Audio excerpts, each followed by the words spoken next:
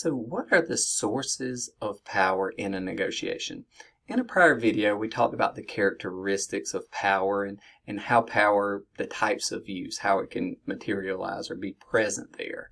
Okay, but the sources, the genesis of, from where power derives in the negotiation comes from various sources. And to the extent you recognize these, perceive these, or have access to these, right, will affect the level of power that's present. Okay, so to start with, information or knowledge. Information is power, particularly in a negotiation, because certain types of information can give you a lot of advantage over someone, right? You understand what their best option is. All of a sudden, you don't have to offer them in terms of what you're offering as the value you're contributing, but slightly more than that, right? So you can ultimately grab more of the value that's at play if you have a zone of potential agreement that spans some level of, that value. Okay, so information, right? Knowledge, that type of thing. Personality, right?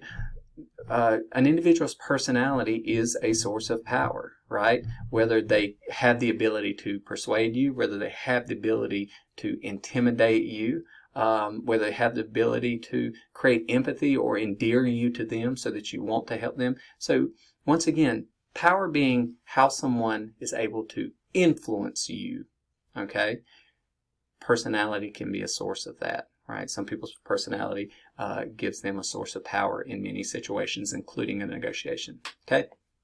Positional or structural. So within an organization, where are you in relation to someone else? What position do you hold, right? That gives you some level of authority or respect or esteem or prestige or anything that could lead to the exertion of some level of authority or control over someone else. So again, situational or positional power, and that's easy to envision within an organization, a formal organization like a business, but also can exist within cultures, right?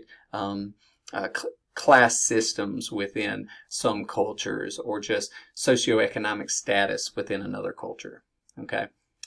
Resources at play or resources at stake. Someone who has greater access to resources may have more power. Someone has more money, they have more influence, they have any of these things can give someone the ability to exert control or authority over someone else. Network locations.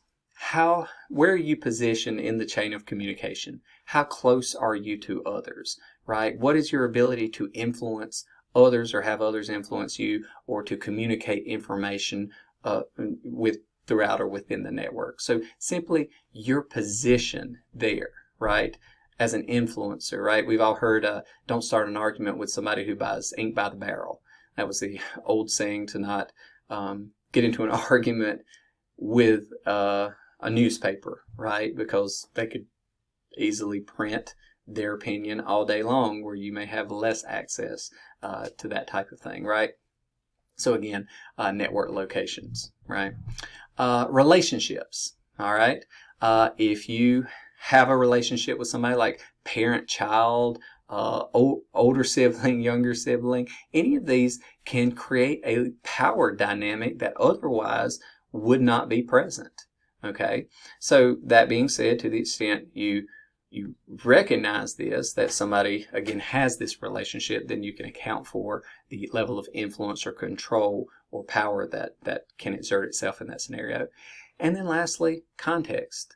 The specifics of the negotiation, right? And in a different video, we talk about assessing the context of the negotiation, right? Both social context and actual other context, situational factors of the negotiation.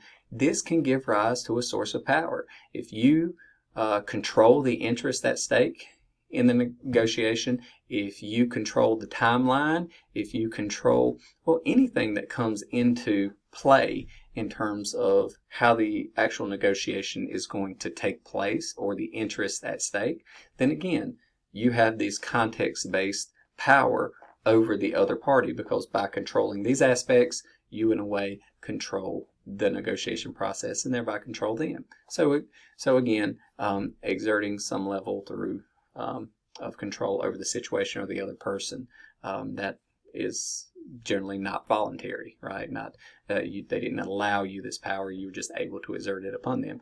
And all of these together are collectively make up the broad categories for where power comes from in a negotiation.